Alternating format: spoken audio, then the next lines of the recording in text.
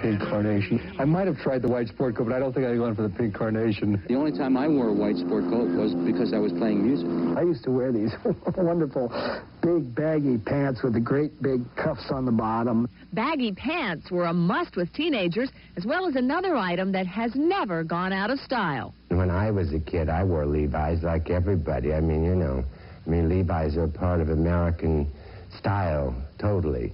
And it's pretty much what people wear today. I think that's always been the mood of things. Not only did the mood of 1957 dictate the way people dressed, it influenced the way they lived. Well, me and my baby were moving to outer space, oh yeah. The dominant image of the whole mid-50s was the jet fighter plane.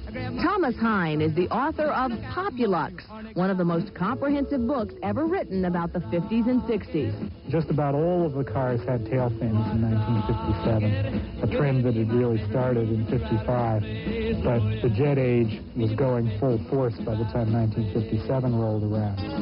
Stereophonic sound came into its own in 1957. Chip and dip was a way of dressing up a potato chip. It had little bulbs in it that looked like she was shooting fire. So it's called a Sputnik lamp. David Shaw buys and sells furniture from the 50s. His California beach home is completely decorated with 50s furniture, a trend which he says is coming back. I had some lady used to come to my store that was in her 60s, and she bought it, was buying it because her husband wouldn't let her have it in the 50s. He hated it, so I guess he went on to his great reward. Now she's getting it. I expect to see her in a poodle skirt one day. But whether you loved it or hated it, most people would agree that 1957 was right in the middle of one of history's great shopping sprees. I'd say that it was a good time because people were increasingly better off economically.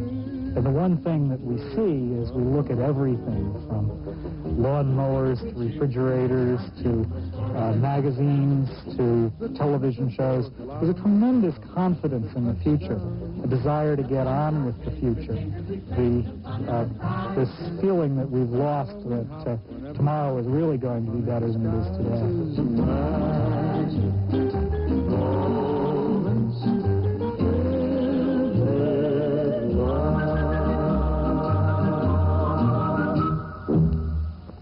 Lisa, that woman had a plane coming out of her hair. Well, that was one of those out-of-this-world hairstyles.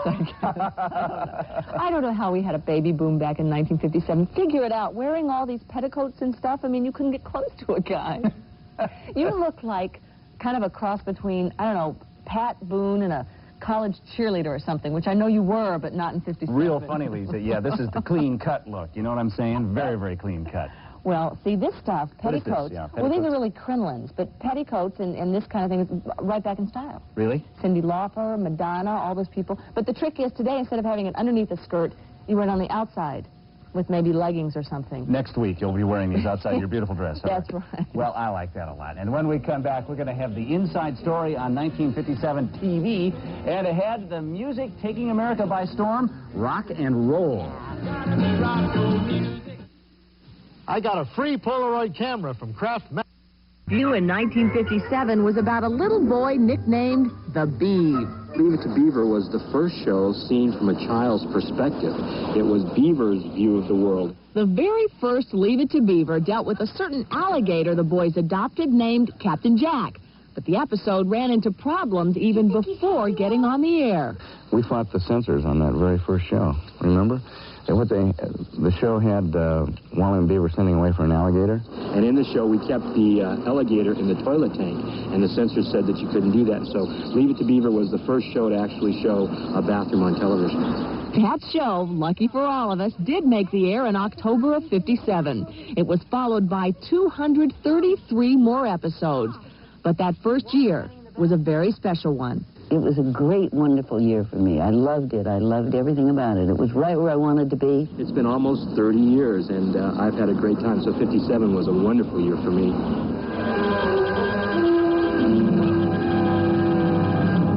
Oh, gee, Beav.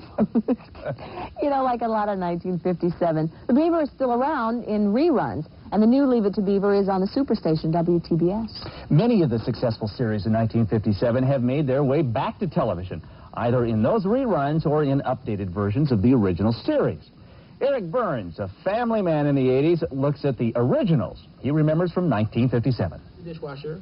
Vanessa, you... Toby, what do you think of The Cosby Show tonight? Do you think it's good tonight? Wait a minute. Never mind. No way, Jose. Don't say no way, Jose. 30 years ago, actually, I was a little older than he was, but I was doing the same thing, making smart comments as I sat on the sofa watching television with my dad. And in fact, we were watching the same kind of show, a family situation comedy.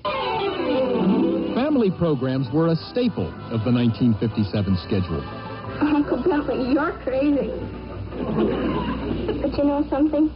You're the dreamiest. I used to get thousands of letters from little girls saying, "My heavens, I wish you were my father. The way you treat Kelly on the show is so wonderful, and you'd make such a wonderful father." At the same time, my daughters were writing to Robert Young. I'm never first in anything. Oh, I don't know. You were the first one born into this family. Beat the other kids by a mile. What's this about the lake? Oh, hiya, boys. I've got some travel folders for you to look at. Are they new ones? Well, of course they're new ones. What'd you think? I thought maybe they're the same ones we looked at last year. The Nelsons had a distinction all their own. We were the only family that was on the air that was a real family. I mean, my mom was my mom, and my brother was my brother, and my father was my father. Quiet Earth, brave, courageous, and bold. Though family shows were popular, it was the Western that dominated both the ratings and the schedule.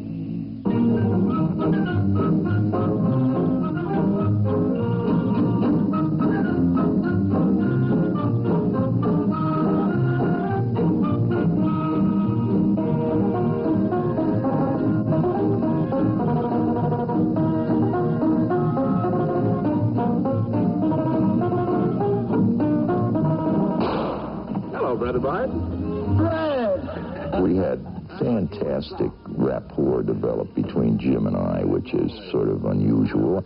And here two guys are thrown together out of nowhere, and we worked super together. Mr. Marshaller, Yes, sir?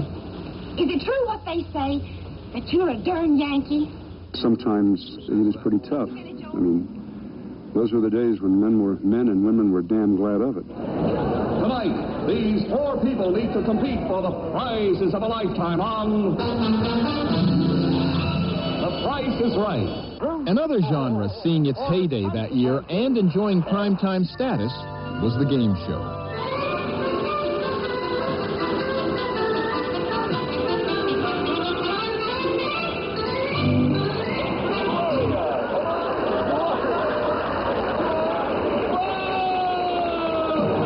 America's award-winning musical, Your Hit Parade. One type of programming which has virtually disappeared from today's television lineup is the variety show. But they didn't do them any better than in 57. Whatever you do, ladies and gentlemen, for heaven's sake,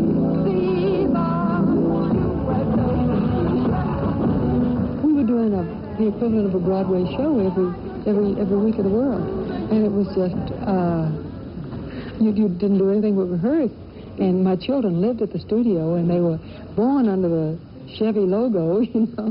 1 and 2. Survey song number 2. Snooky Lanson finds romance on a Caribbean beach. The fun of it was that you would turn on the hit parade because it was live. So whatever happened to you, happened to you. For instance, if your dress fell off, it fell off. And I did many a number clutching a boy dancer and a broken zipper, I'll have you know. I've got a crush on you, sweetie pie. Giselle McKenzie went on to have her own show that year. One of her guests, an actor not known for his singing and dancing. That I could fall with so much emotion. Thank you, folks out there in TV land, for joining us again. America's the greatest land of all. So long to your hit parade, and the tunes that you pick to be played. So long.